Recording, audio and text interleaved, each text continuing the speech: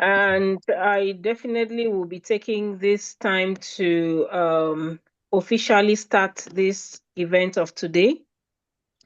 And we are starting by me wishing every one of us a good afternoon, a good evening, and a good morning wherever you find yourself. And we want to thank you very much for joining us today on this significant occasion to mark the International Human Rights Day.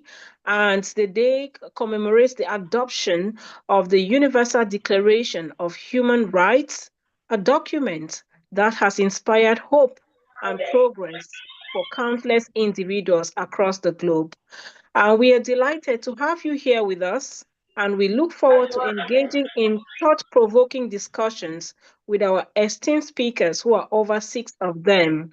And before we actually begin, let me quickly just remind us about a few issues that will help us to have a well coordinated discussion and conference this afternoon. And one of it is that please, for us to have an organized event, let us keep our microphones muted unless we are speaking.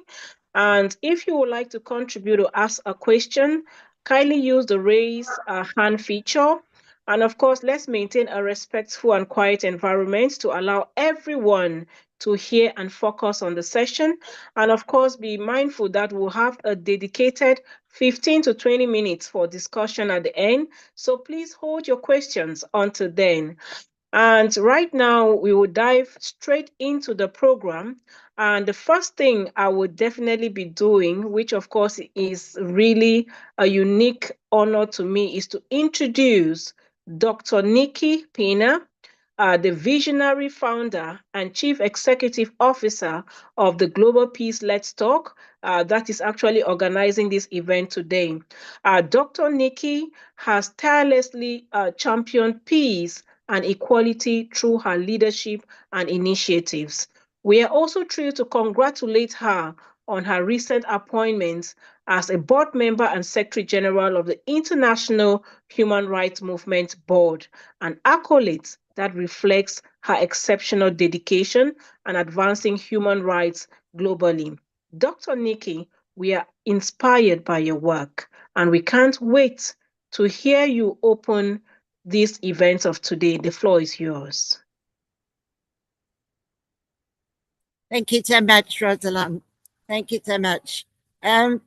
I would like to start by saying thank you with all my heart to the Global Peace Let's Talk communication team who did all the organizing for this event on this auspicious occasion, because human rights at the moment across the whole world is the one word, human rights, that everybody is now fighting for.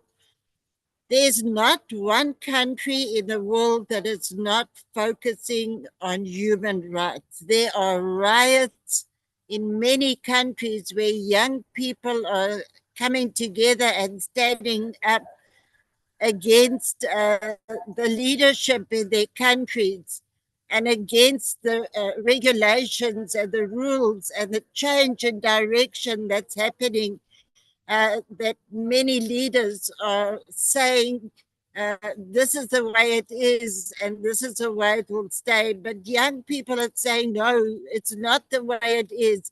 It's not doing anything for us as citizens of this country. We're demanding change. And there are many, many riots going on in so many countries. You will know that across Vietnam and different countries, people are really angry and they're asking for leaders to actually be removed right out of government. Even in France, a European country where people are unhappy. And it's almost as if the whole world is coming together and saying, you are talking about human rights. Where then is our rights as citizens of this country and as humans? What are you doing for us so that we can live a life of freedom, so that we can be recognized for our culture, and recognize that we want our children to grow up in an environment of peace. I don't know if you will hear in the background, Turkey is doing a Muslim prayer at the moment. And I think it's just so beautiful because it lasts for about 10 minutes. And the whole of the city where I am at the moment just goes quiet and everybody's praying. And everybody's praying for peace. And I think that is what's so relevant. We need to be able to listen. We need to be able to get our leaders in different countries to listen. What it is that's going to bring peace, children to grow up safely for us as citizens. There's too much going on that's not good. And I feel tearful because I'm seeing so much suffering and it hurts. So I find it difficult to talk when I'm feeling this hurt.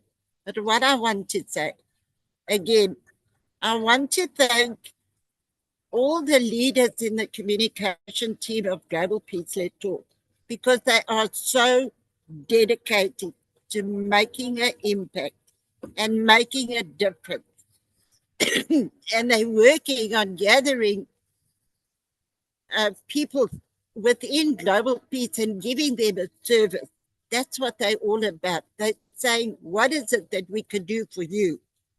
And the other thing they are doing so well, they are listening. So in countries where there is trauma and where there is conflict and where there are issues, these are the people that are introducing programs just like this event today, which was introduced to say we need to have a session on human rights so that we can gather speakers to talk about it and let us see what is there that we can do to support and impact lives. So I'm asking all of you, I'm so proud of all the speakers that are here today, but I'm asking everyone, we need to have a voice for human rights. Don't let it disappear. Keep it alive as much as you can. Thank you. Wow, thank you very much. Can we give her some accolades in the chat room? And that was really, really a beautiful one there. And Dr. Nikki, I must say that each time I listen to you, there is some words of wisdom. So we want to thank you, Dr. Nikki, for your powerful words and inspiring opening remarks. Your words have set the tone for today's event and reminded us of the urgency and importance of this year's theme, Our Rights, Our Future, Right Now. We are truly grateful for your passionate advocacy and leadership in championing human rights. Sorry for that interruption. Please, we are still asking everyone who is not speaking right now to mute their microphones. Thank you very much. So we are truly grateful to you, Dr. Nikki, for your passionate advocacy and leadership in championing human rights globally. Your insight highlights the collective responsibility we all share in safeguarding and advancing the rights that define our humanity. We also join you in expressing deep appreciation for the countless individuals, communities, and organizations who dedicate themselves in promoting and protecting human rights across the world. Their tireless efforts, whether through advocacy, education, legal reform, and grassroots activism, are the bedrock of a more just and equitable world for all. Your encouragement reminds us that every voice matters and every action counts. Together, I believe we can create a world where justice and equality are not just ideals, but realities for everyone, everywhere. I will now invite one of our communication officers of the Global Peace Let's Talk, Charles JB. We are honored to have you to come on and introduce our first speaker. Thank you. Charles, the floor is yours.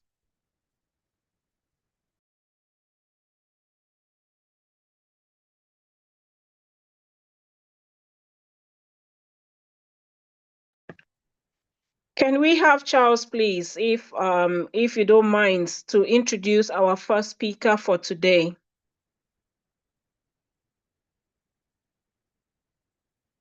Just unmute your microphone. Thank you Thank very you. much. Are you All able right. to hear me? Yeah, we can get to 5 on 5. Thank you. Okay. Welcome. My name is Charles from Nairobi, Kenya. I'm also a communication officer with GPLT. I am honored to introduce our first speaker. And our first speaker is none other than Meena Mishra, an award-winning author, a poet, a short story writer, social worker, novelist, educator, and publisher. She has done a wonderful job within her country and outside the country internationally. She has been on several TV shows called to talk about human rights issues and social activities. She has even done an international research journal of English and literature under the title Meena Mishra, The Impish Lass, Book 2, a study of social cultural issue in India. She is currently working as a senior English faculty at the international coordinator at Dr. S. Radhakrishan International School, Malad. We are proud to be associated with her, and she's also proud to be associated with Global Peace, where, Let's Talk. Welcome, Madam Mishra. Thank you. Thank you so much. Thank you so much for such a warm welcome.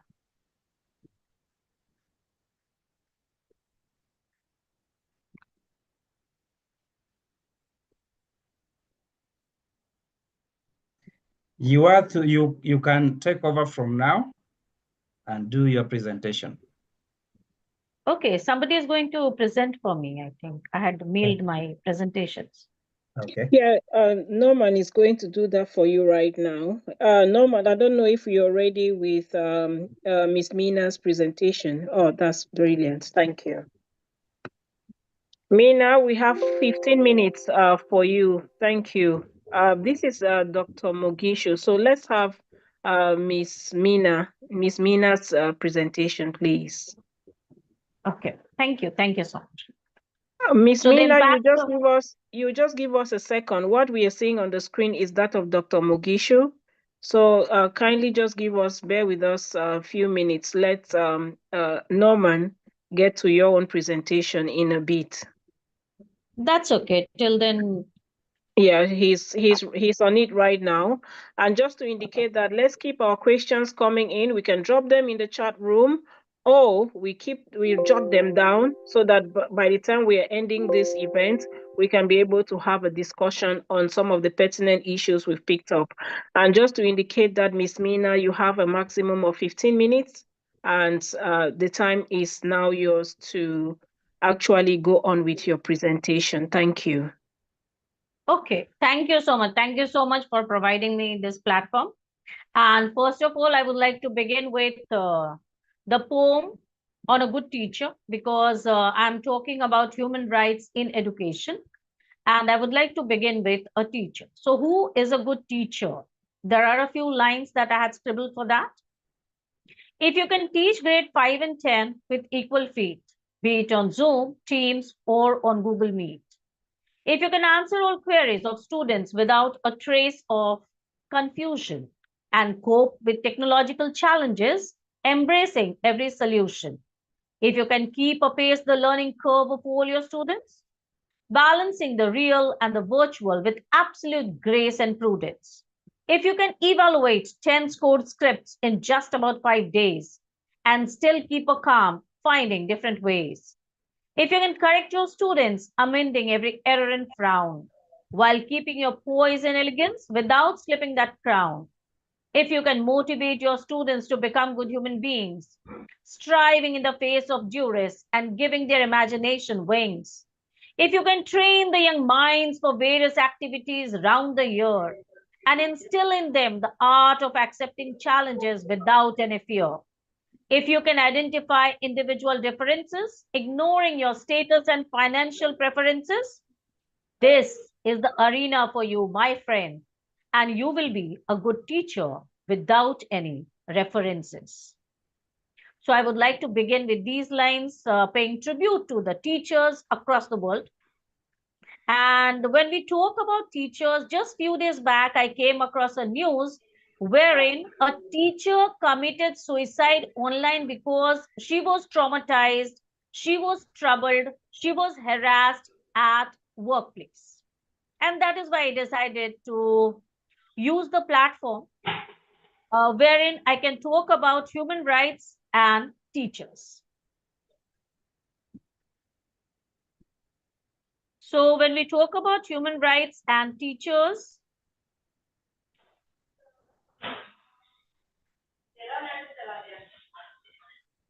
somebody has to mute. In charge of that. Thank you, Miss Mina. You can write on. It's taken care of. Yeah. The United Nations asserts that children and young people should have access to human rights education, that is HRE, and that schools are one of the key means through which HRE should be made available. However, there is currently limited knowledge about the presence and the form of HRE in school context, and there is no established means through which HRE provision within school is evaluated. This paper proposes a theoretical framework to support the classification of teachers' responsibilities in relation to HRE and argues that systematic change is needed within education system if HRE provision is to be realized in more extensive and consistent ways. Human rights education, the stance of the United Nations.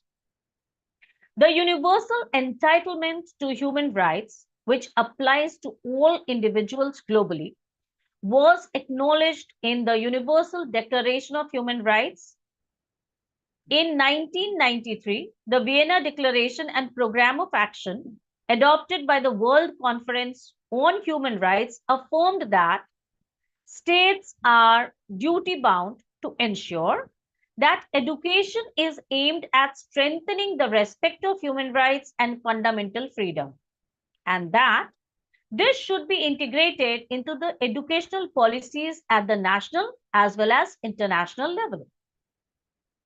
Following this, the UN Decade of Human Rights Education was launched by the United Nations Commission on Human Rights, and in 2006, the UN World Programme for Human Rights Education was presented.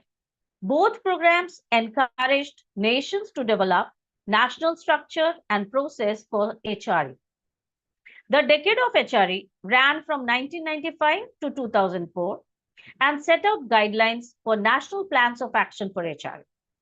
The remit of the World Programme, however, was much broader. It started in 2005 and is still ongoing today.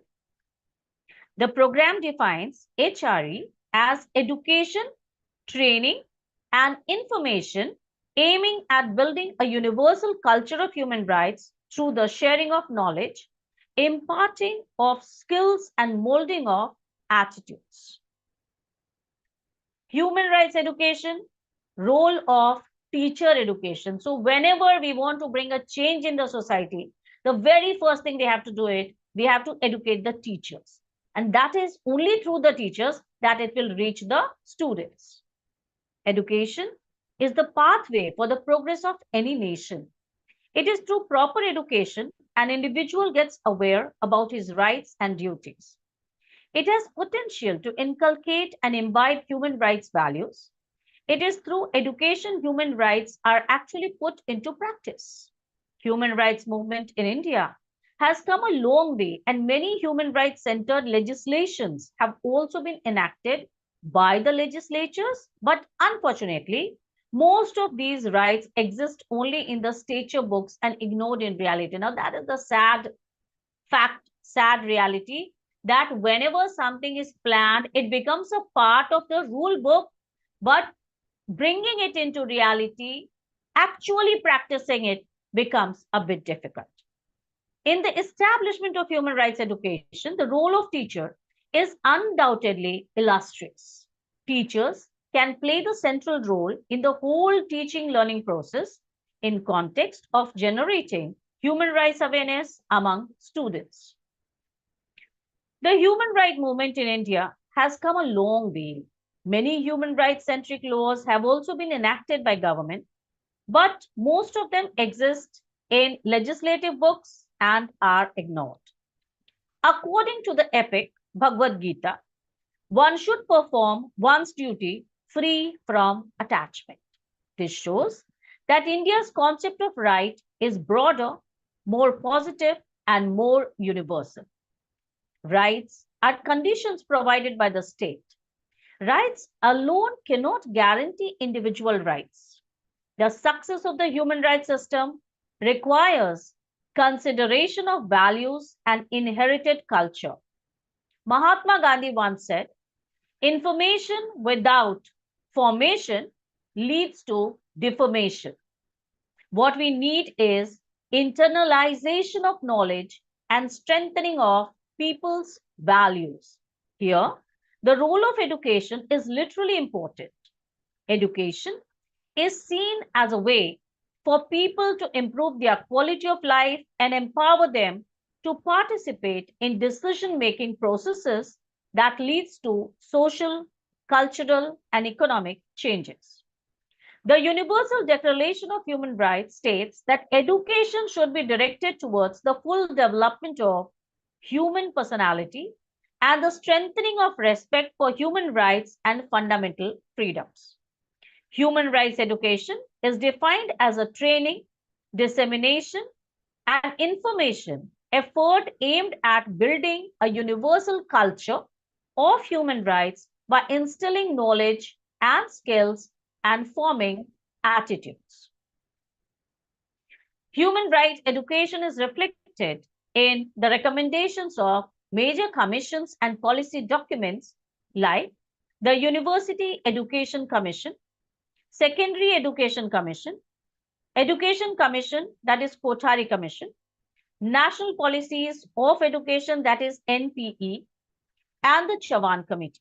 They were established to suggest reforms in the education system at different levels and for the integration of value education, the importance of education as a powerful instrument of social, economic, and cultural transformation for the realization of national goals. That is, the Education Commission recommended that education should be developed so as to increase productivity, achieve goals, and accelerate the process of modernization, cultivate social, moral, and spiritual values. What is the role of teacher in this? Teachers undoubtedly play an important role in establishing human rights education. Teachers can play a central role in the entire teaching and learning process associated with raising students' awareness of human rights. A good teacher not only imparts knowledge, but also motivates and inspires the students. A good teacher is one who makes the students aware regarding their rights, duties, and responsibility.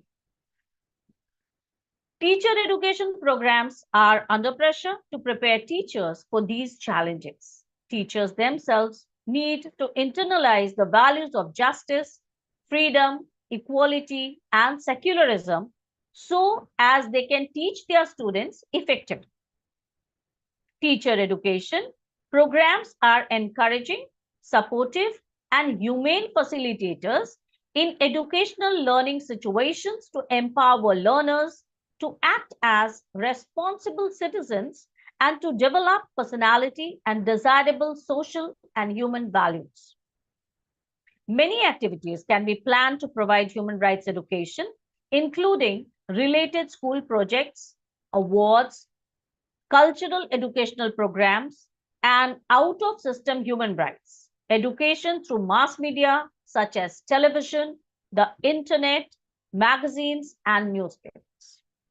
Human rights education should be developed in consideration of a person's developmental stage and its social and cultural context.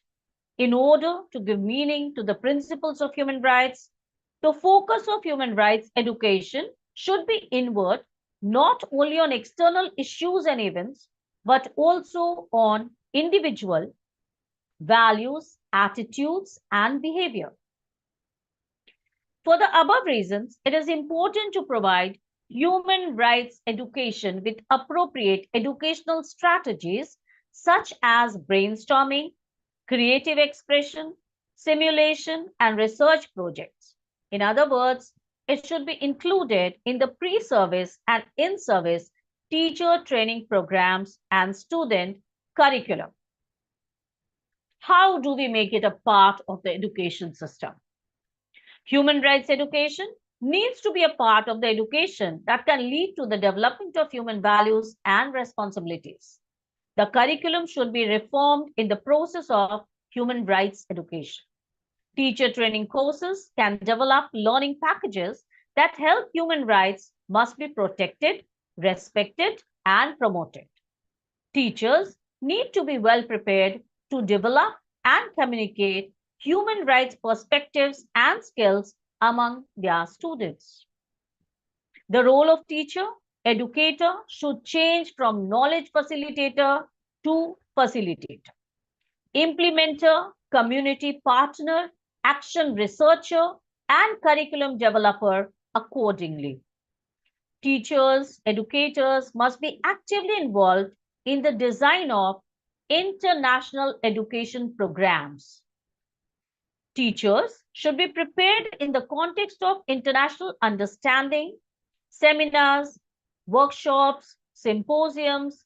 These should be conducted by SCRT and NCRT for in-service teacher education. It is necessary to reform the curriculum at the start of in-service teacher training. Students should be prepared in accordance with an international understanding of human rights and fundamental freedoms, peace, cooperation, and education. Teachers, educators need to be able to acquire and update interdisciplinary knowledge, world issues, and international cooperation issues. Teacher educators should encourage students to celebrate Human Rights Day and related activities. Teacher trainers should encourage students to hold symposiums, seminars, conferences at international level related to world issues. Why is it important for the students to know their human rights? What are the human rights? How to get students involved in human rights education? Human rights are the basic freedoms and protections that all people are entitled to. These rights belong to every person, regardless of where they are from, where they live, their gender, race, color, religion, language, who they love, or any other difference. We all have the same rights, and nobody should be treated unfairly because of who they are. Human rights education is increasingly being integrated into primary and secondary school curriculum globally. The goal of human rights education is to help people understand the value these rights by teaching about them and using them as a way of learning. It's not just about telling people what these rights are, but also about teaching in a way that respects these rights, making sure young people learn in an environment that values and supports everyone's rights. There are three main parts of human rights education. Number one, learning about what human rights are and how they work. Number two, developing good values and behaviors that show we respect these rights. And number three, helping students get motivated to take action to make sure everyone's rights are respected. 2 minutes to go, Ms. Mina. 2 minutes? Yes, please. Okay. In that case, I'll just talk about my experience as an educator. So basically, today is Human Rights Day, and my school kids, we took them to an NGO wherein underprivileged kids were there, and my students taught them. Like, there were poor kids, underprivileged kids from grade 1 to grade 12, and there were those small makeshift classrooms in a garden, municipal garden. The municipal is government here, okay? And they come here, they study for 2 hours, and then they get meal here. So I wanted my kids to understand that when it comes to rights and responsibilities, we have to respect everyone around. And our children went and taught, they interacted with them, they donated something. So we have to teach these values. I mean, you can't teach the values in a classroom setup. We have to take the kids out. We have to show them how the outer world is. We have to teach them how is it important and why is it important to give back to the society and understand the values like empathy instead of sympathy, the values like caring and sharing, the values like giving back to the society, the attitude of gratitude. All these things should be taught, and only then we can lead them towards human rights. Human rights cannot be protected in isolation. It has to be done wherein the children understand that we are all one. We are all one. We live in one world. Okay, so the world belongs to me as well as the other child who is underprivileged in any part of the world. And that's all I want to say. Thank you so much. Thank you so much. Thank you. Please, can we give her a round of applause? Let me give mine before I ask every other person to do that. Please show her some love in the platform. That is well done. Thank you so much, Ms. Mina, for your enlightening and impactful presentation. And I must tell you that your deep dive into the topic of human rights and the role of teachers, especially in the educational sector, has been both thought-provoking and insightful. And we greatly appreciate how you have emphasized the critical role that teachers play as key agents in prioritizing and promoting human rights within the educational system by fostering an environment of respect, empathy, like you've said, equality, and of course, inclusion. Teachers not only empower students, but also lay the foundation of a more just society. And of course, Ms. Mina, I will say that your contextual examples, particularly those rooted in the socio-cultural realities of India and other parts of the world, added depth and clarity to your presentation, and the connections you made to relevant universal and local policies, as well as important human rights frameworks, underscore the importance of integrating these principles into the educational practices that we find across the world. And so your ability to highlight how human rights education can transform classrooms and communities alike are truly inspiring. Thank you for shedding light on this vital topic, and of course, for your unwavering commitment to both education and human rights advocacy. Thank you so very much. Thank you so much. Thank you for giving me this opportunity. Thank you, You're Dr. Nikki, welcome. for giving me this platform. All right, thank you. So we are moving on, and the next person to come on stage would be a household name within the Global Peace Let's Talk, and she is none other than Ms. Manzi Sharma, and she is an accredited and certified mediator, a speaker of international repute, and she has expertise in Ghanaian thought and nonviolence communication. She is a lawyer by profession, and she works as the legal executive of the Global Peace Let's Talk. What a privilege to have you, Ms. Manzi. And just to let you know that Ms. Manzi also runs programs on mental well-being and mediation for the Global Peace Let's Talk. And she will be talking to us for the next 15 minutes on the right to dignity of speech as a basic human right. Welcome, our beautiful Ms. Manzi. Thank you, Miss Rosaline, for this warm introduction.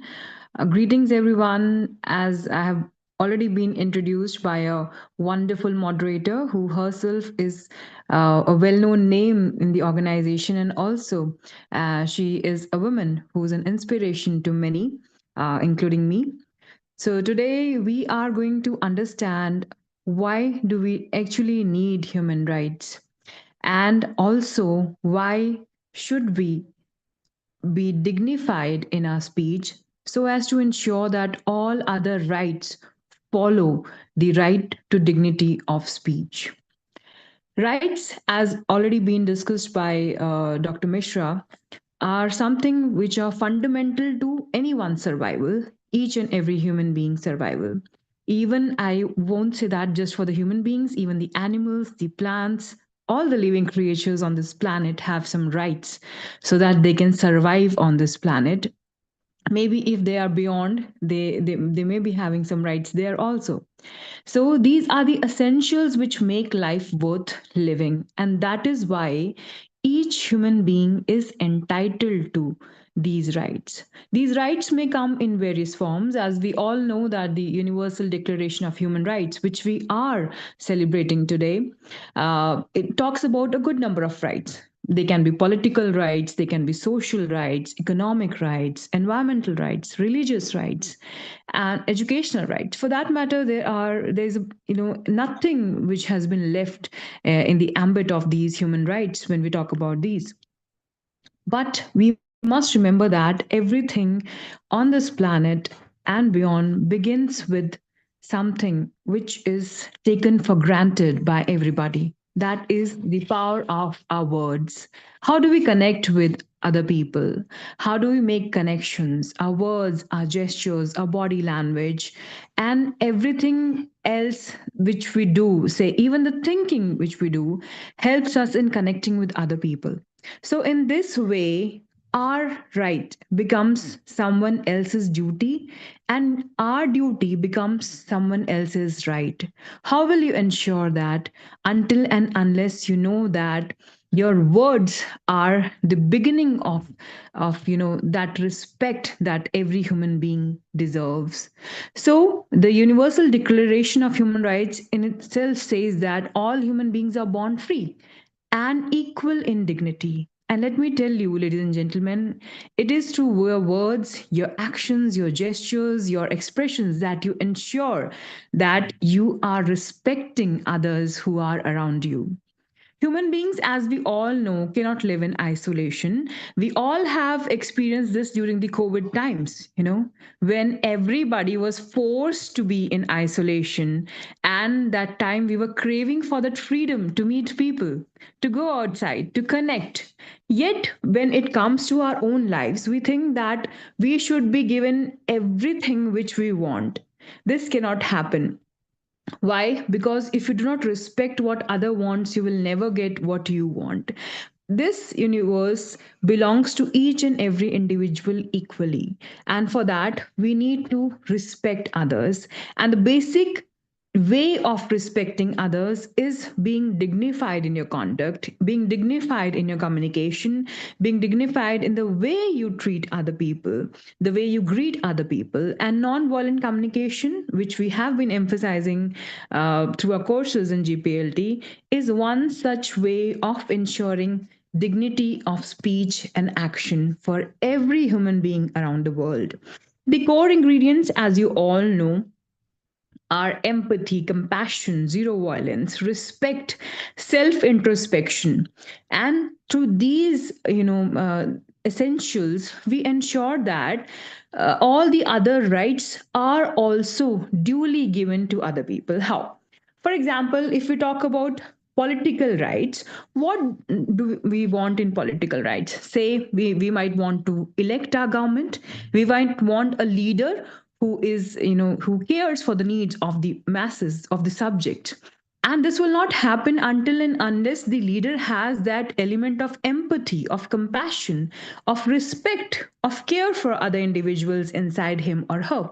So the political rights will only follow only and only if we believe that the communication, the speech, the actions, the gestures have to be non-violent, have to be dignified.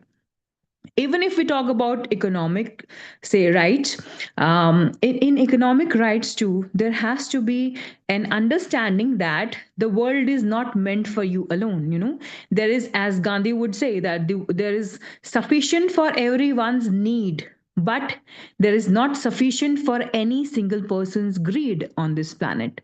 So once you have this type of understanding, when you understand that you cannot have it all, you will automatically believe in the economic rights too. Even for the environment and religion too, these principles will follow. And when I say that once you are dignified in your speech, in your, you say, communication with others, these rights will follow. When I say this, I mean that when the empathy, compassion, respect build your personality, these are ingrained deeply in your mindset, you will respect what all needs the other people have, what all feelings the other people have, what all thoughts they have. And and then when you have that understanding, you will have that feeling of sacrifice where you do not need the things urgently. So, in the beginning of this program too, Dr. Nikki was talking about how the young people have risen in revolution against the regimes which are not providing them enough. This is because, again, the regime is not believing that, that whatever these people, the subjects, the younger generation is asking for, is they are duly entitled to it. And the way they interact with these younger, lot of people, it is in a way offensive in speech. Sometimes the rights of the young people, I won't just say young people, the masses are rejected in one go. And if this is done, if through speech, say, however we're communicating through speech, you are rejecting the needs of the other person, there will be resistance, there will be revolution, because there is no understanding. So every right begins with the way you represent that right, and the way the person in front of you, the person from whom that right is being asked for, deals with it. So the speech, the communication have a very, very crucial role in human rights. Rather, I would say the right to non-violent communication should be included in the Human Rights Charter as something essential for human beings. Because even in the scriptures, when you read, it is said that, excuse me, that the world begins with the sound. So your sound, your speech, your expression should be such that other people relate to it. They try to understand it. And you are not doing something offensive. Even if you talk about, say, the conflicts which are going around in the world, whether it be Ukraine, Russia, whether it be the Palestine issue, whether it be the recent one, what is happening in my neighboring country, Bangladesh, and also what is happening in Afghanistan because of the Taliban rule. I was reading in newspaper that the women there cannot now educate themselves, and it has been said by the authorities, the Talibani authorities there, that there will be no education for women. So the doctors, the girls who were enrolled into this medical profession, were crying because they were denied their basic right. So how does this come? This denial comes from the lack of empathy, the lack of understanding that every human being deserves that dignity. So it is about understanding that the people around you, whosoever it may be, you may be on a different pedestal, on a different platform, in a different place in hierarchy, but everybody around is important. And once you understand that, you develop that, that manner of communication which we call non-violent communication inside you. You become the change you wish to see in this world. you live and let others live. So when I say dignified speech, it also includes that you are transforming yourself as an individual and using words and gestures which will not harm somebody's mental or physical peace. And also, you are not resorting to any kind of hate speech which will deny anyone the right to dignity. So, through communication, through effective communication, through non-violent communication or healthy communication, which is what we call it in common parlance, we can ensure that we're not being violent to others. And when we're not violent to others, we are being respectful to them, we are ensuring their rights, and also at the same time performing our duty. So, to ensure that the duties are being performed, you must inculcate the habit of being dignified in your speech to others. Only then the other rights will follow. So this International Human Rights Day, let us resolve that we will not be offensive to others through a speech, and only then we can claim that we are the preachers of human rights for equality for all. Thank you, everyone, for your patient listening. And that's all from my side. Thank you.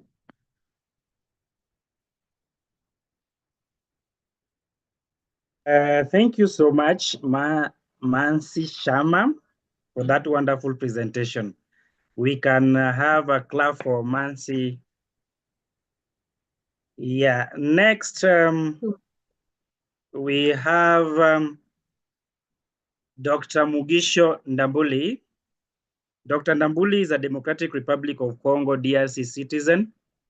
He's a long experienced university lecturer and researcher in different universities on the African continent. He also has a PhD degree in gender studies, a master degree in conflict resolution and peace studies. He also holds a bachelor degree in education with a major in English languages, teaching and African culture. Dr. Mugisho is a founder and director of Congolese Female Action for Promoting Rights and Development, which deals and empower rural women, Congolese women who are survivors of rape and domestic violence. Dr. Mugisho is also the an executive at Global Peace Let's Talk, with focus on women and children empowering the above topics of his interest. He is our next speaker, and I take this opportunity to welcome Dr. Mugisho. Dr. Mugisho, you can unmute. Okay, Charles, thank you very much, and I appreciate. Thank you, everybody. So my topic for today is the impact of armed conflict on women's rights in the Democratic Republic of the Congo.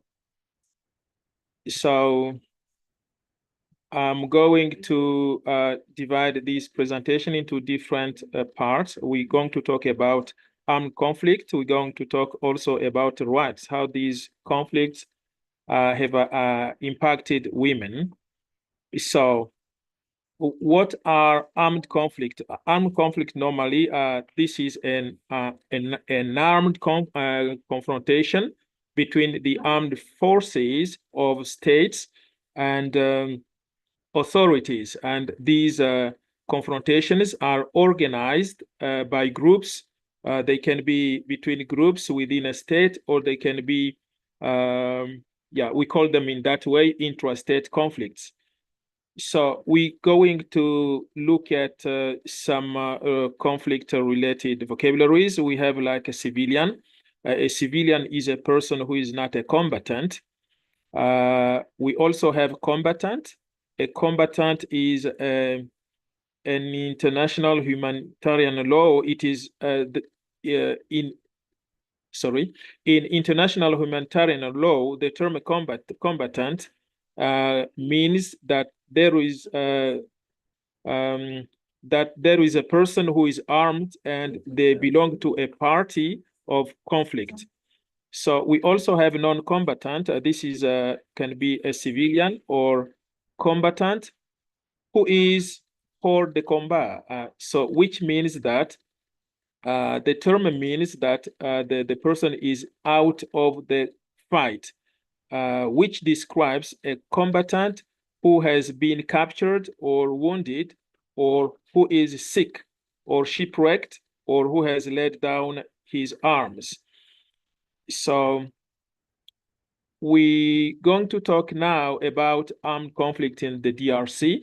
The DRC is a country that has been subjected to conflict for quite a long period. So the DRC crisis originally began as a result of a series of post-colonial battles for power after independence from Belgium in 1960. So this condition culminated in the assassination of a popular leader, Patrice Lumumba, and which gave late dictator Mobutu access to power for 32 years.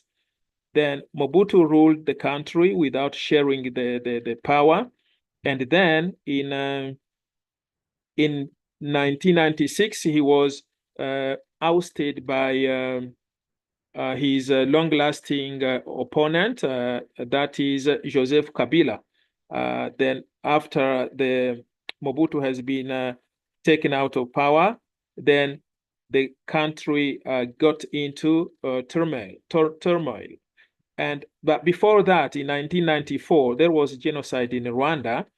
The people who committed genocide went to Congo, and as they entered the DRC, they tried to organize there, and they were operating rebellion. They were joining rebels, and together they were committing atrocities because they were in groups of people. They made they made a rebellion, kinds of groups of fighters.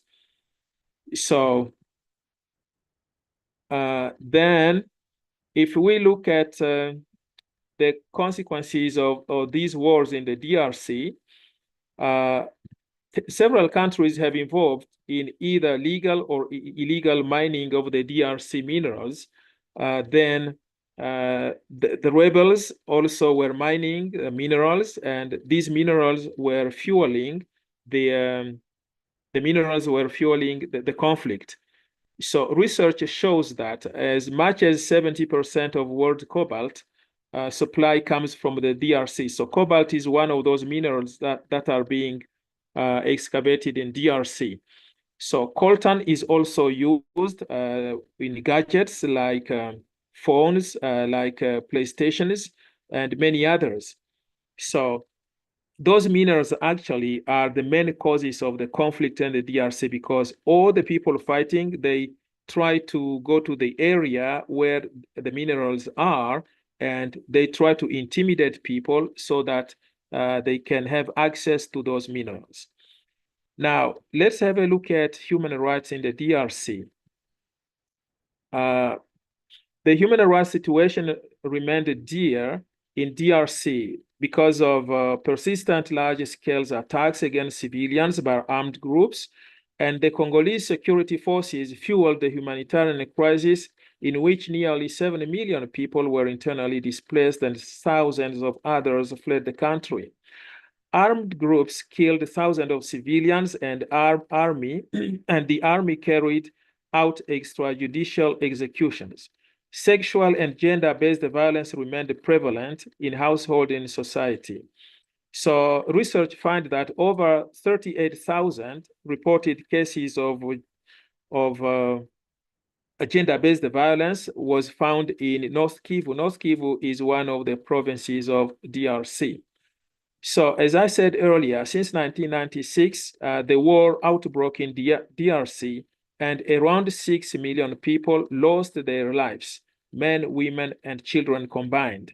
Statistics say that 1 woman in 3 was raped, which led the UN to name the DRC as the worst place to be a woman, or the hell for women.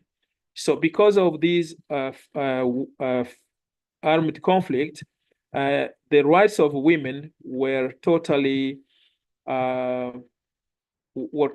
disregarded, and this happened together in society and in household. So let's see which place do women occupy in DRC environment. Women in the DRC are considered as second citizens. They have not attained a position of full equality with men, with their struggle continuing to this day. Patriarchal hegemony remains the main cause. However, during the late dictator Mobutu regime, women were paid lip service to their important role in society. Also, even if women can enjoy some legal rights at that time, like the right to own property and the right to participate in economic and political sectors, custom and legal constraints still limit their opportunities. So women are considered as inferior people, as I said, second-class citizens. When they are considered in that condition, that has an impact in their lives. It means that their rights are not being respected. The rights are not respected because people are not educated to respect women. And this is due to patriarchy. Patriarchy is involved because it gives norms, it presets norms that allow men not to give value to women. Now, what is the impact of war on women's rights in the DRC? That is the next point. The DRC women have endured a lot due to unending armed conflict. They have suffered unparalleled brutality and rape in society. So rape in the DRC has been used as an arm for war. So this has also led to a lot of GBV in household. We find that a 2011 report recorded that 1,000 women had been raped daily. And estimations say that as many as 200 surviving rape victims living in DRC, which made 39.7% of women in the eastern region of the DRC. The eastern region of the DRC is that region where the rebellions are seated. So the area includes North Kivu, South Kivu, and the Province Orientale. So this condition depicts the complexity of causes behind the conflict and various reasons leading to atrocities prevailing in the country. So the painful situation of women in DRC is very strong, and it puts women in very difficult situation. So why women are targeted? Women are targeted because let's say there is no single answer to this question, since the causes of rape and sexual violence in the region are complex. The phenomenon tends to become a fashion of the day that even in areas that are not warlike, like the capital city and other provinces. So we find that the prevalence of rape is used here as a new weapon of war, or sexual assault stems from a lack of recognition and respect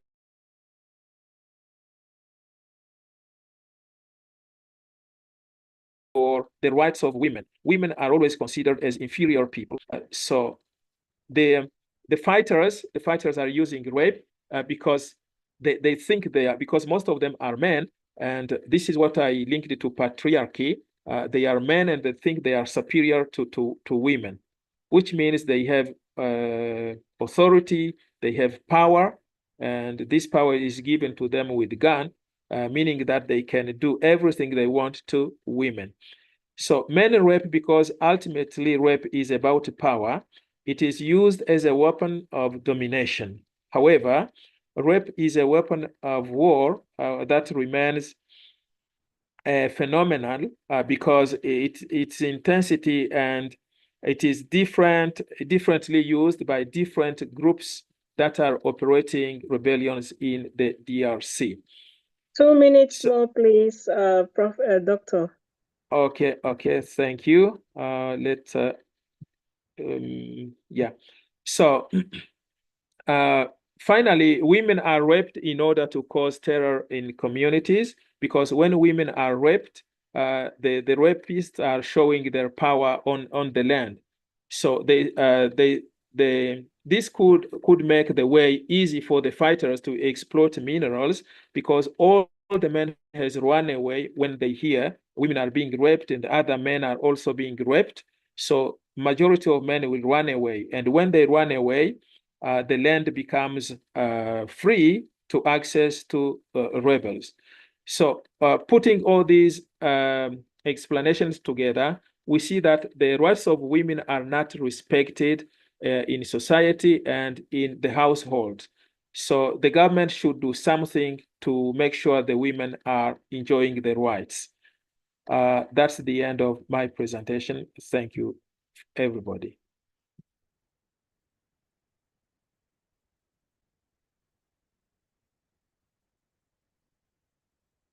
Thank you very much. Please, can we give Dr. Mugisho a round of applause, please? This is actually really remarkable in terms of some of the issues that those of us in conflict-prone zones, especially where violence is escalating, can relate to, especially when he actually brought the practical realities on the ground, how warring parties are using some of the issues around women, children as the vulnerable population to violate rights because they want to use them as tools or as weapons of war. So I would like to, at this point, inform us that we need to be mindful of our engagements in terms of how we definitely relate on the field, because at one point in time we realize that sometimes our actions can actually be a consequence on another person, and the circle keeps moving round and round, and we discover that we are only hurting ourselves. So we need not trample on any other person's rights or to use them as weapons of war. I would like to invite our communication or our public relations assistant, Omondi Diden, who is in this platform, to actually come on board and introduce the next speaker. Thank you so very much, Dr. Mugisho. That was well served, and I believe that has been well received. Thank you so very much. much. Thank you. All right, I believe that Omondi is having some technical challenges, and we are going to move straight on to the next speaker. And before we move on to the next speaker, because we find that the network is really not the best, at this point, we'll take a break and just activate our cameras so that we can be able to take one brief snapshot. And we'll crave the indulgence of Joseph and Norman to help us.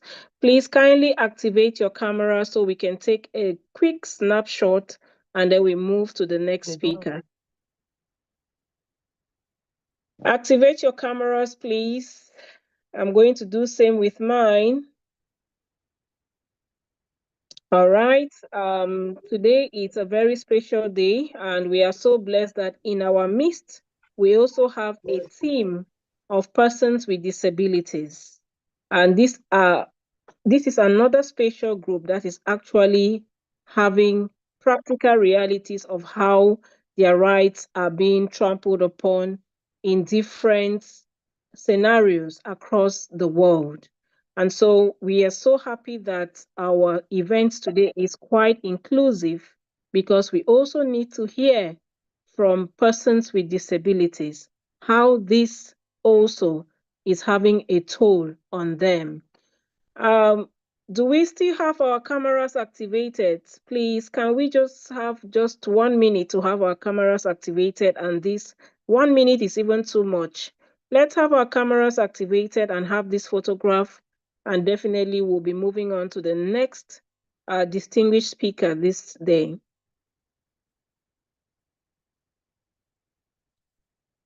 Norman and Joseph, when you're done, please just kindly let us know, and then we just switch, go on to the next speaker. Thank you.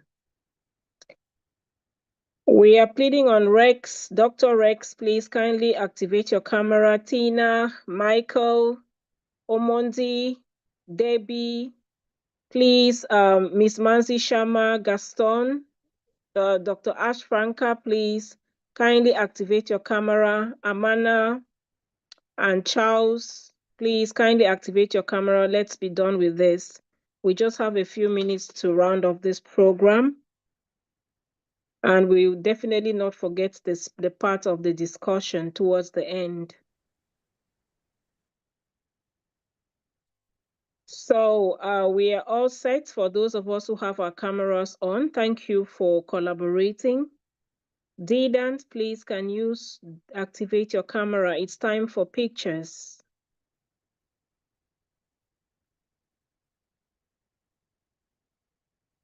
Are we done, Joseph and Norman?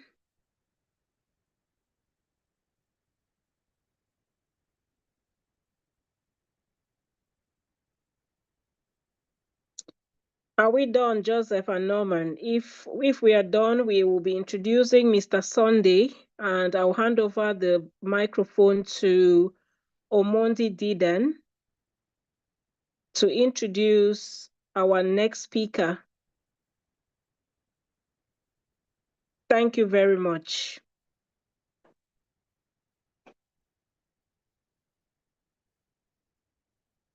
Excuse me, I should go now, and I should leave. Sorry. Thank you very much. Thank you very much, Dr. Franca. The Good program evening. continues. Yeah, so you can follow us on YouTube after now, and you'll still get the full program. Thank you. I am ill. That's why. All right. Sorry. We wish you a quick recovery. Thank you. Thank you. All right, let's move Welcome. over. Zidan, are you ready to introduce Mr. Sunday for us, please? Hello. Right on, Zidan. Thank you.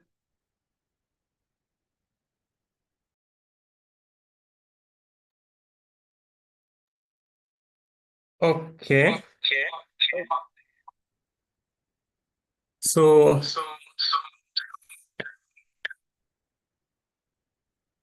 you can I have issue on my end.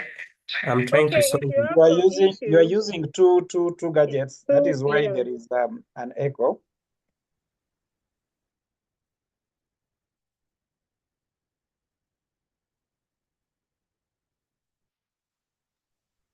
Okay.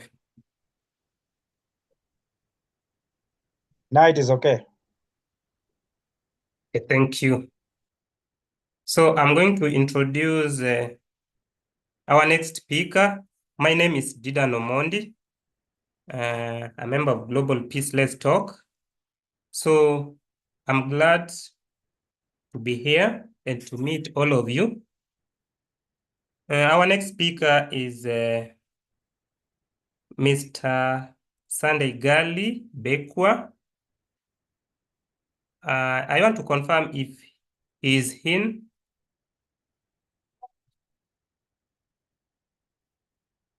Sunday is here. Sunday is here. Yes. Okay, thank you. Thank you for confirming. So I'm going to introduce Mr. Sunday Gali Bekwe. So he is the president for Special Needs Empowerment Group, Bamenda in Cameroon. He is also a social worker serving at the Social Center for Bamenda 2 subdivision in Cameroon. So the topic he's going to talk about is about disability rights. So last time, if we can recall, sorry, I have to show my photo.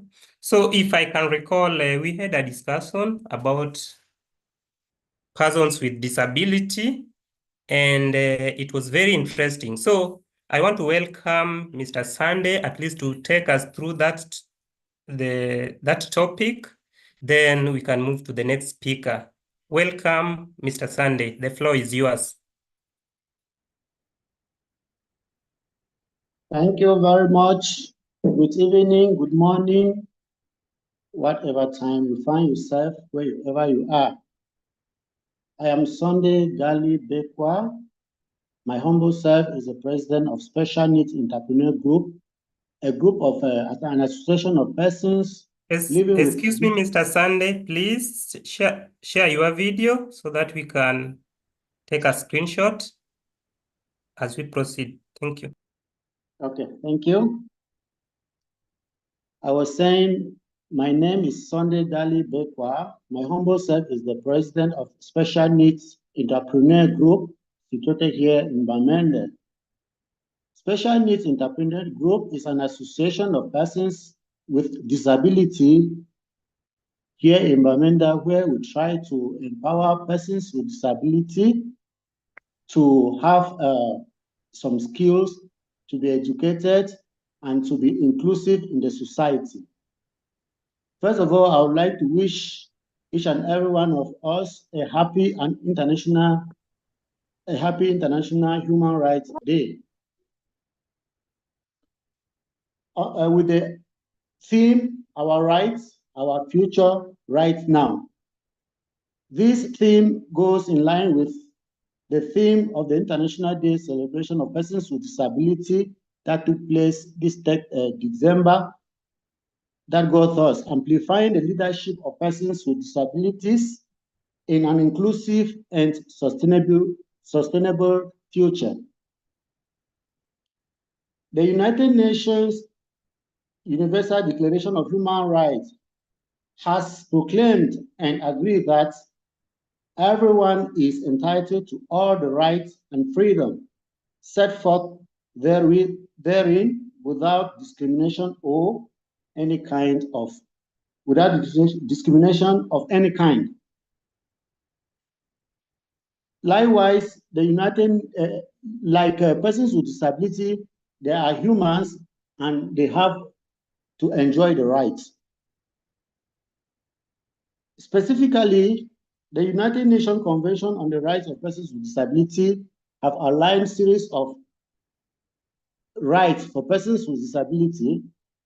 Likewise, in Cameroon, the head of state for Cameroon signed the 2010 law protecting the rights of persons with disability. The United Nations Convention on the Rights of Persons with Disability recognizes that disability is an evolving concept and that disability results from the interaction between persons with impairments and attitudinal and environmental barriers that hinders their full and effective participation in society in an equal basis with others. I would like to highlight this word: full and effective participations. In Cameroon, we have very good laws to protect the rights of persons with disabilities, but my problem is always with the implementation. Either they are not implemented at all or they are partially implemented. For example, can you imagine that the 2010 law was signed in 2010, but the text of application only came out 8 years after, in 2018. So you see that there's a lot of challenges for persons with disability in Cameroon and in Bamenda particularly. For example, if we are talking about a future, and the future is now, and the future to be sustainable, and we don't have access to education, or have limited access to education, we have limited access to health, we have limited access to information, how can we then say the future can be sustainable? We are in Bamenda in a crisis situation because of a socio-political crisis that broke out, resulting to an armed conflict. But there are some sensitive decisions that are often taken without considering persons with disability. For example, there was an order that was restricting the movement of motorbikes to some areas in Bamenda, on which most persons with disability in Bamenda use by this transport medium because they are sure that it can take them right to their doorsteps, because boarding a taxi can leave you very far away from your home. But when this decision was taken restricting the movement of motorbikes to specific areas or to some areas, it affected persons with disability in Bamenda so much in a way that they were not able to fully or effectively participate in their day-to-day life.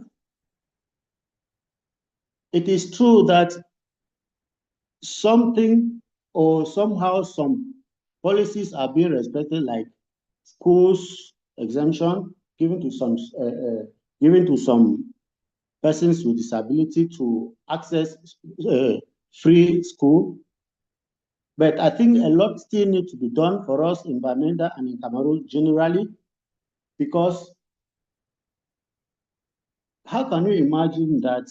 I don't know how many public schools have sign language interpreters in their various schools, because I take a lot of interest specifically on those with hearing impaired and hearing and speech impaired. Say, for example, that a person with hearing and speech impaired has to go to a public school or has health challenge and wants to go to the hospital. There are no sign language interpreter in the hospital. There are no sign language interpreter in the schools. How effectively or fully can they participate in the development of their own country? I would also like to call upon the persons with disability themselves to fully educate themselves, either formally or informally, because I still see that there are many persons with disability who do not even know their rights. And if you don't know your rights and it is being trampled upon, you will never know. So, my dear panelists, there's a lot that is still to be done in Bamenda and in Cameroon in particular, as far as disability or disability rights are concerned.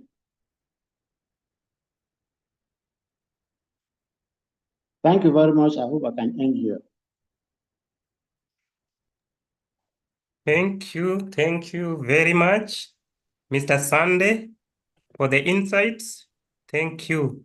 So, all right, thank you so much, Dedan. Thank you for actually taking this platform to appreciate Mr. Sunday.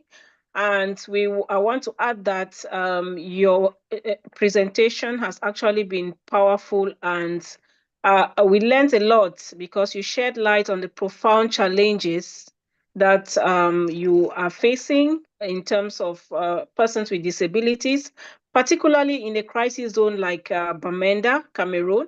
And I believe that by sharing the practical realities of neglect in decision-making and actions that fail to consider their needs, here I mean persons with disabilities, you have actually drawn attention to a pressing and often overlooked issue. And so we appreciate your critical perspective on policies that, while commendable on paper, often lack the implementation needed to effect real change. At the same time, your acknowledgement of the existing efforts serve as a reminder that progress is being made, even as you passionately call for more to be done.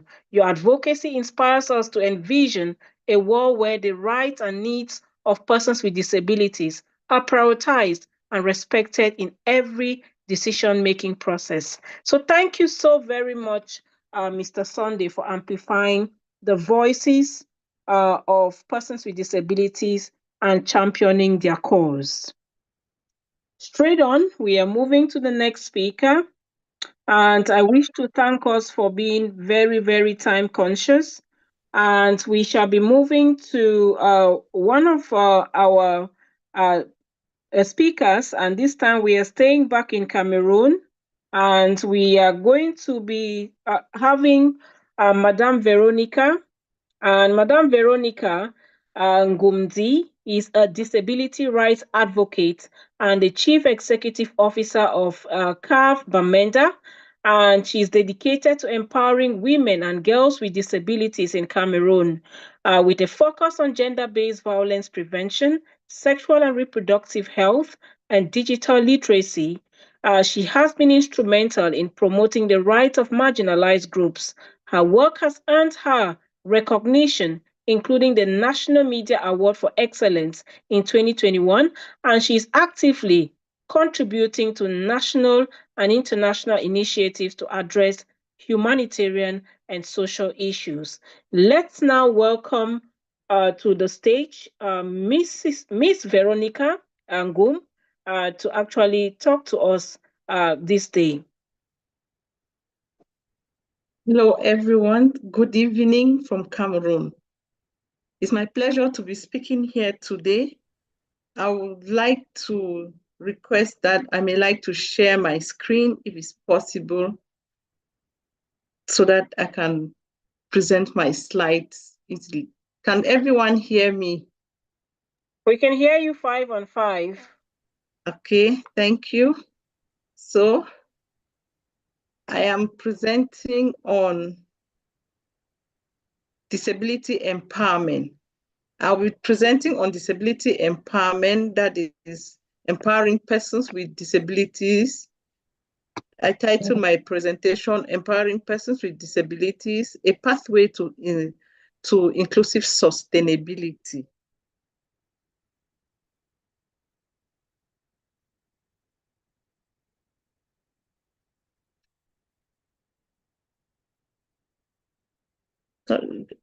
Okay, I was trying to move my slides. Okay, we look at, okay. Right on, ma'am. Oh, thank you. In a world crowded with diversity, it is imperative to recognize and empower the potentials of every individual, including those with disabilities. By fostering inclusivity and sustainability, we can create a future. Okay. We can create a future where persons with disabilities are not merely passive participants or passive recipients of aid, but active contributors to society. We as persons with disability, we like to be involved at every level. So we are looking at how we can be empowered to be at all levels, from initiation to monitoring, because our voice matters. When we look at our theme for this Human Rights Day, our right, our future right now, it speaks a lot with about sustainability, and it ties very well with the theme of the International Day for Persons with Disabilities this year. Now, let us look at the first aspect that cause persons with disability to lose opportunities to empowerment. We look at barriers of accessibility. When we look at accessibility, accessibility is a broad term, and we have tried to summarize it in some specific conventional aspects that are very practical to our context. We look at the physical accessibility. This is to ensure that the built environment, transportation systems, and public spaces are accessible to all, regardless of physical ability. At the Community Association for Vulnerable Persons, CAF Bamenda, we try to preserve the dignity of all persons with disability, especially women and girls, to ensure that whatever we do, in whatever advocacy action we want to carry out, we ensure that there should be physical access for persons with disability. We are very keen in looking into the different types of disability based on their types and degree. Disability with their diversity is very complex. So we look at physical access, which is a very big challenge in our community today. Infrastructures are not, and the built environment is not accessible at all. So we at CAF, we do our best to ensure that we preserve those with disability, we preserve their dignity by contributing to promote physical access through advocacy actions. We also look at digital accessibility, that is providing equal access to information and technology through assistive technology, accessible websites, and inclusive digital platforms. We look at how women and girls with disability can navigate their digital tools in order to access opportunities that can be self-empowerment. It is a very, in CAF, we are very passionate about teaching women and girls with disabilities to build digital stories for themselves, use it as tools for advocacy in order to break barriers and access opportunities, and also take leadership roles and make meaningful contributions. We also look at communication accessibility, that is to facilitate effective communication and information for persons with disability based on the types and degree of disabilities. We look at those with hearing impairment, which sign language is not a common language that we speak, but we ensure that every disability is considered when we do our work. When we look at social empowerment, we are trying to build inclusive communities.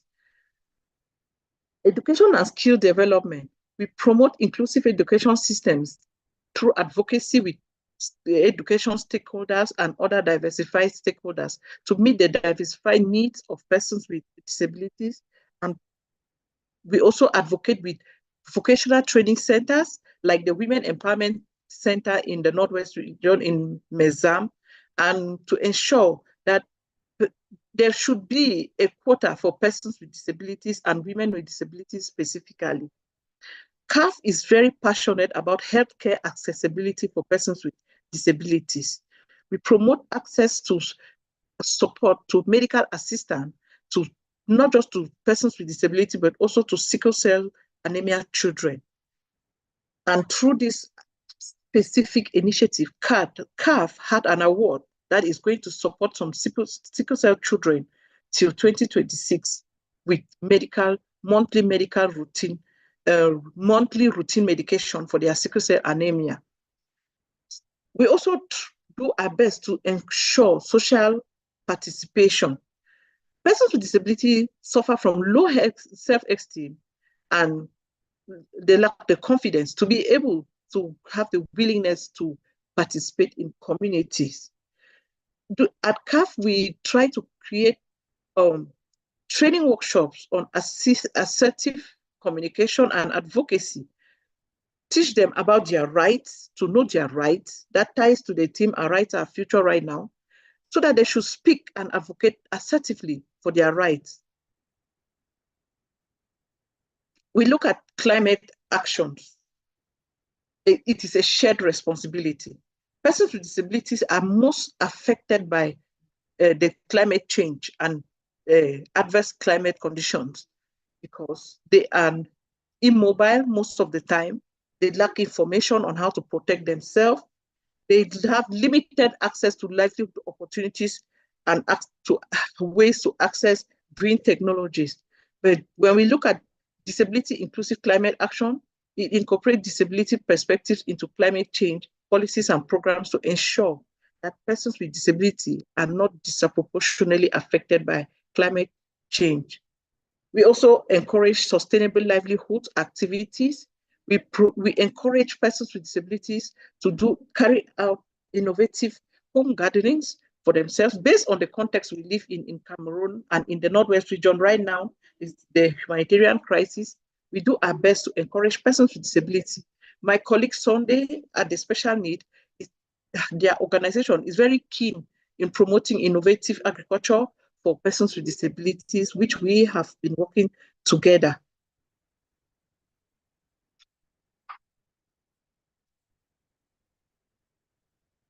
Okay.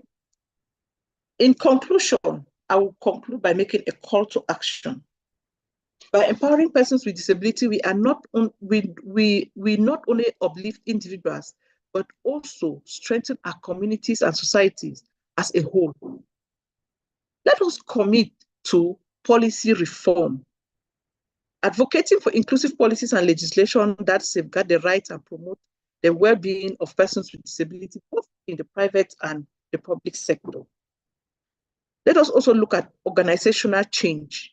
We should be implementing accessible measures and disability inclusive practices in workplaces, educational institutions, and healthcare facilities. Our educational system in Cameroon generally is not very accessible for persons with disabilities. It is always building barriers. We have a common structural view of the primary sector, that in the lower primary is a basement or on a downstairs, and the upper primary is upstairs, which you need to use staircases and access it. Now, it barriers children with disabilities because they have accessibility challenge. We can also, as individuals, take actions. We support persons with disabilities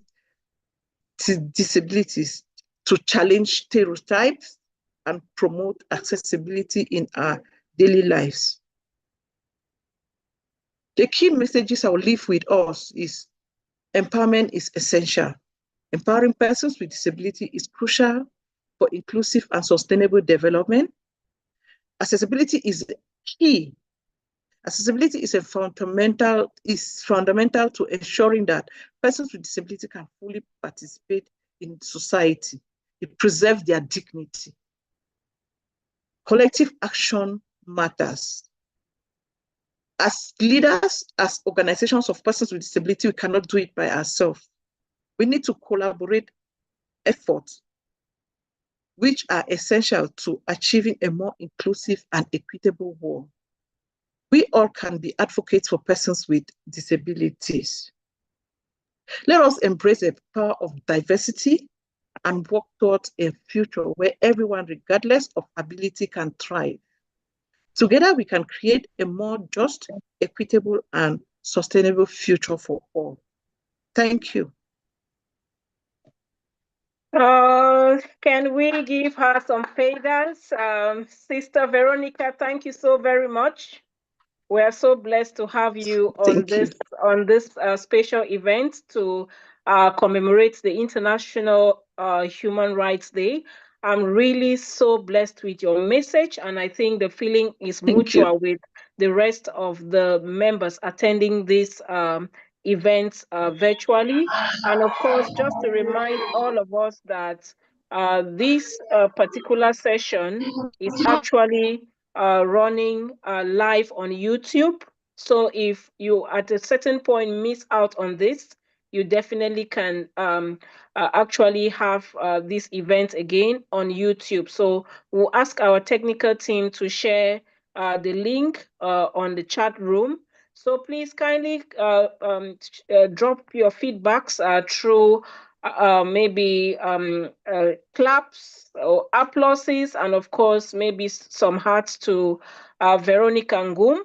And she's actually highlighted a good number of things that have to do with persons with disabilities, joining in actually helping to promote some of their rights, or not even some of their rights, but promoting their rights, their well-being, and equally involving them. It's all about inclusion. The world is going inclusive, so we actually need to work with persons with disabilities at every second of our life. So at this particular point, I really want to appreciate Veronica Ngum for your succinct presentation. We've got your message at the end, your key take-home messages, and we are not taking it for granted. And I would like to just indicate that we have had a good forum for exchange right from the beginning of this program. And right now we are moving into the discussion aspect. And we've actually listened to, we want to pray that you mute your microphone if you are not speaking, please, in order to help us have a coordinated discussion. Thank you. And at this point, we are going to open the floor for questions. And please kindly get your questions straight to the point so that we can be able to have this discussion go on for 10 minutes. And definitely we'll be rounding off this event. So if you have a question, like we said at the beginning, kindly click the raise your hand button and you'll be given the opportunity to speak. Without me seeing your raise your hand, or without me seeing you raise your hand or clicking the raise your hand button, it definitely will not give us the opportunity to have you speak. So please, either you raise your hand or you leave your question in the chat room and I'm going to read it out. It can be a question, it can be a comment, it can be suggestions for the way forward. The floor is open for anyone who wants to speak, please.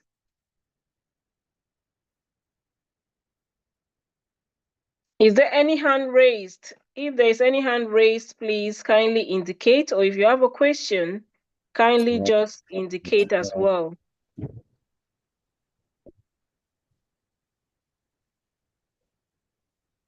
Hello, Yul, you had a question? Would you like to talk? Yul, Reverend Yul? Yes, yes, yes. Not a question, but thing is this, that some speakers. Can you hear me? Yeah, we can hear you, Reverend. Just go straight to the point, please. Thank you. Points. Okay. That's wonderful that education is the best tool for that human rights, and practically we are also having a school in Pakistan and holding a program there for Christmas and New Year celebration. And meanwhile, we are holding a Christmas and New Year celebration with the collaboration of GPLT on 14th. You are all invited to join that, and it will be collaborating with that other organization.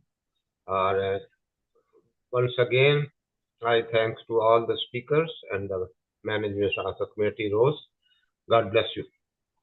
Thank you very much, Reverend. Thank you. We've had information about your event coming up on the 14th of December. Kindly share the link. I know you have access to many platforms of the Global Peace Let's Talk. Be kind enough to share the link, and then of course I would actually support you in that activity. Thank you so very much. We have the hand of Amel. Nongning Amel, we had her last week, and today again we're going to have her speak to us. So Amel, the floor is yours. Kindly unmute your microphone. Thank you. Thank you so much, Rose, and thank you, everybody. I want to really appreciate all the panelists for today for the wonderful and knowledgeable package that they've given us, and most especially to Veronica. She's actually my mentor when it comes to aspects of humanitarian and inclusion. Yeah, I just want to add my voice to what they have said, like using this platform also as a medium to advocate that just like I think it's Sunday who said it, Veronica also said it, that we cannot do it on our own. We need people to collaborate with us. We need people to hold our hands and say, this is the way, let's go like this. To join your voices with our voices, to keep on advocating till we see that because policies have been rectified, but the implementations is where the challenge is. If we can have many voices join our voices to advocate, to see that these our human rights that we deserve them are being implemented, there will be a great change. Looking at the context of the crisis, like Sunday mentioned in his presentation, all of you, I'm sure you are aware of what happened here on Saturday. You go out, you don't know what is the next step. I personally had to sleep where I went because there was no way to come back home because of the riots that came out and everybody had to go home. So those are some of the challenges that both parties are supposed to know that there are people like this in that community. So any actions that are taken, it affects negatively this set of people and their rights are being violated. Thank you so much. Thank you very much, Sister Amel. Well received, and I share in some of the practical realities that you've actually pinpointed. And just to indicate that usually the case will not be different from other countries that are faced with violent crisis, where warring parties fail to realize that there is a particular set of the population that actually face double consequences of actions at the top. So let's try to see how we can be able to reflect very well about the actions we take, especially when it comes to expressing our grievances, and the toll definitely falls on the vulnerable population. So I have this question for Ms. Manzi Sharma. I realized that Sunday mentioned something like policies or documents and decisions being made on paper, but never actually replicate themselves in action. So what can be done in order to push forth this aspect of so many bright ideas being brought up by the government to support persons with disabilities, and they only end on paper? Yes, it is in fact very unfortunate that there are so many good ideas which we have, even the plans, the programs, the policies which the government comes up with look very nice when they are presented, but in actual we do not have their effective implementation. Here, there are two ways, through which we can try that their implementation is better and effective. Of course, one is something through which we can get relief in short time span. The other one will be, which is a long term process of refinement of value system of people.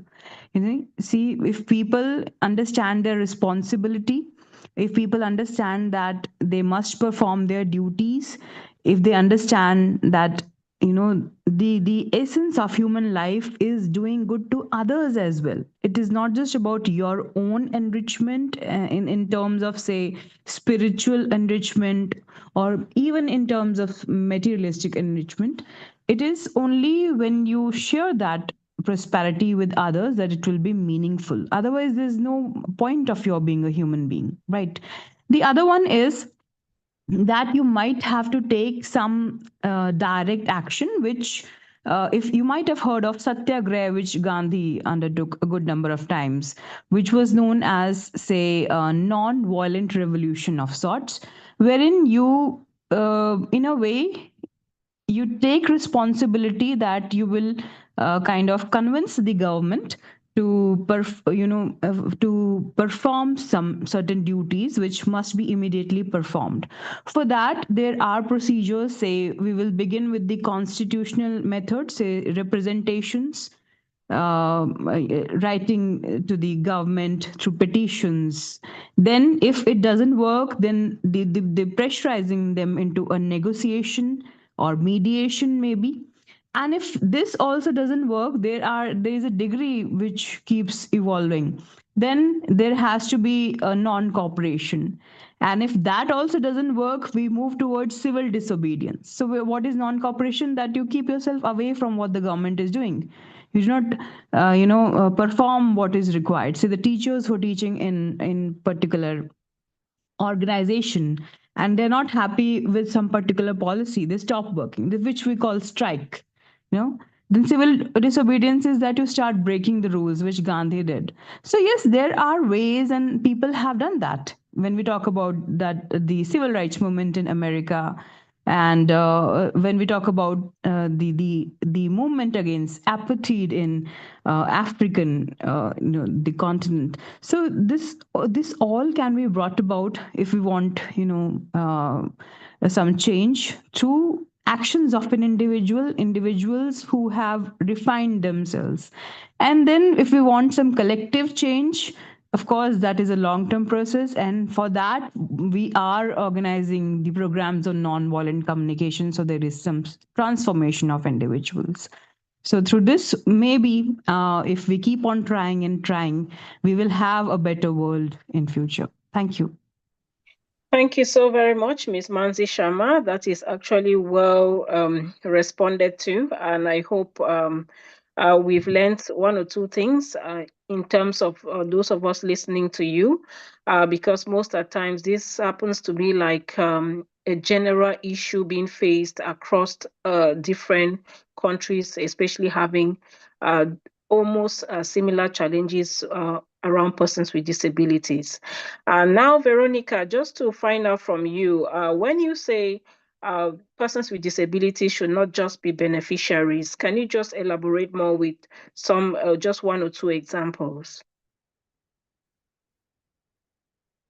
Okay, thank you for that question. Persons with disabilities should not just be beneficiaries in the sense that presently in Bamenda, in the Northwest region where we are living, there is a lot of humanitarian assistance going on. All what is done for persons with disability is to give them assistance.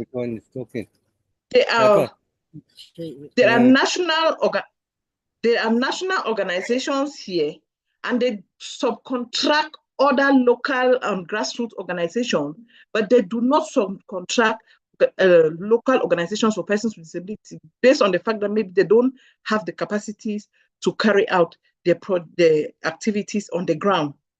Meanwhile, as organizations of persons with disability, we have a better understanding.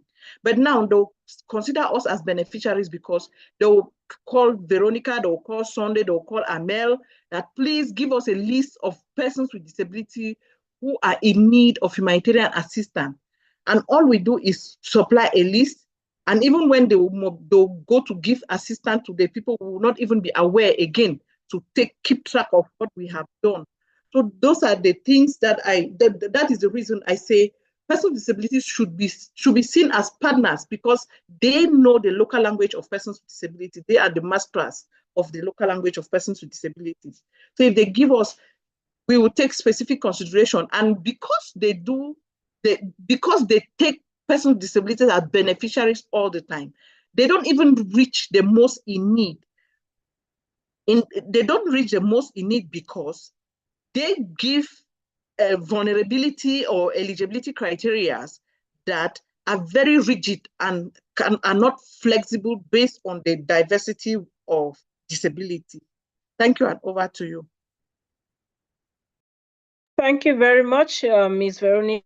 Thank you so much. We actually share in your challenges, and we really see that sometimes if you don't wear the shoe, you don't know where it pinches. So you definitely need to involve everyone in decisions actually that concerns them.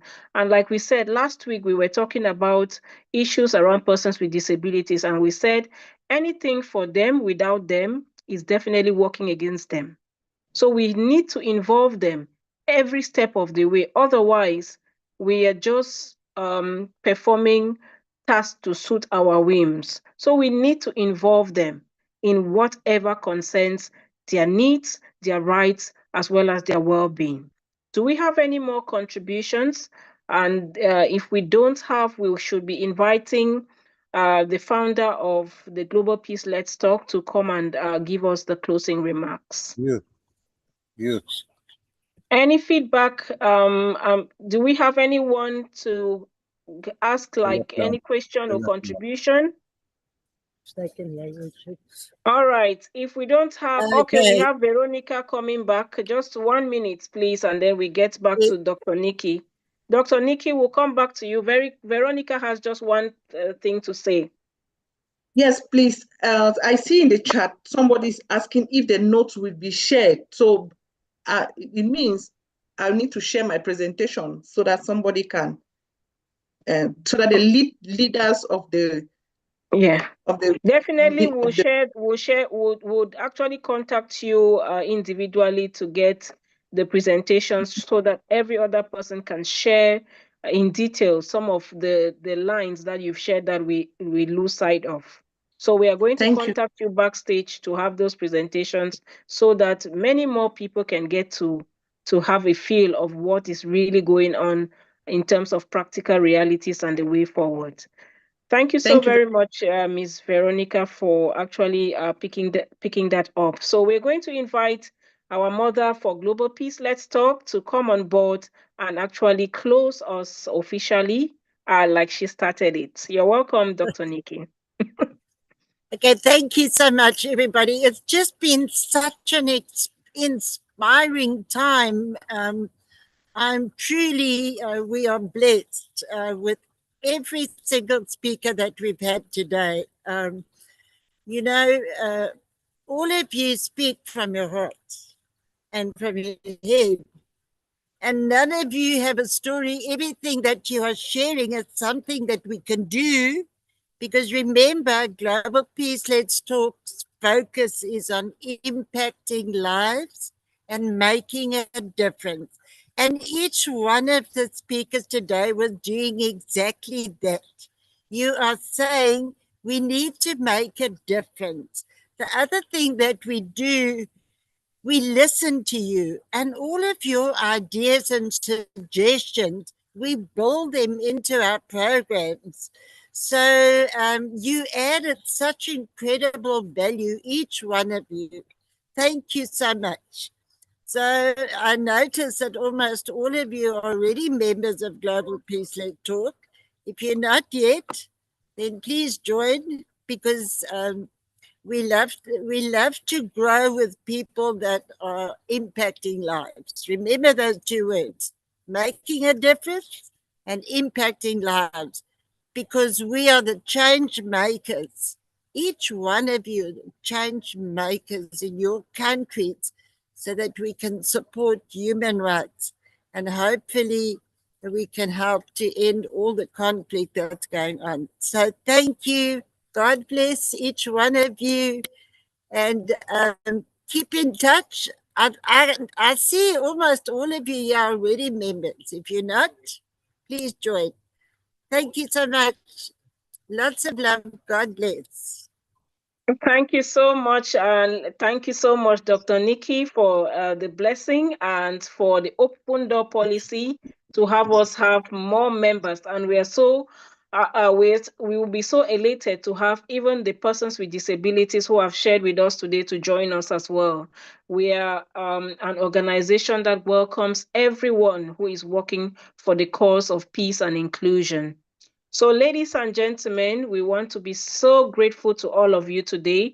I want to specially thank the technical team, Joseph, Norman, and of course, the communications team, Charles, Didan, Dina, and of course, every other person that has put every effort, sacrificial efforts to be part of this webinar. And of course, I will not forget the time you have sacrificed for 2 hours to be part of this very enlightening and enriching session. So I want to express my deepest gratitude as well to the distinguished speakers to join my voice with Dr. Nikki, because your presentations have been thought-provoking, and each of you have actually really shown us that you really mean well for a human rights free world, a human rights world where everyone can enjoy inclusion and enjoy a place where safe spaces can be actually top-notch for every organization, every community. And so as we reflect on the theme, our rights, our future, right now, let us remember that the future we hope for begins with the steps we take today. Whether in classrooms, communities, or policy spaces, of course, we should be able to make every effort to contribute to a world that honors justice, equality, and of course, dignity for all. So thank you once again for being part of this meaningful event. Let us carry the inspiration of today forward and continue to advocate for a brighter and more equitable world. So stay safe, stay inspired, and let us keep working together for global peace and human rights. Thank you very much. And on this note, we have now come to the end of this event. Thank you so very much. So you can now say the bye-byes, and you can now write in the chat box anyone to express your appreciation, or you can talk, Bye. you can I sing. feel Yeah. so happy to have Thank contributed you. my voice. Thank you Oh, very much. yeah. Bye. Together we can. Together we can for a just Together we world. can.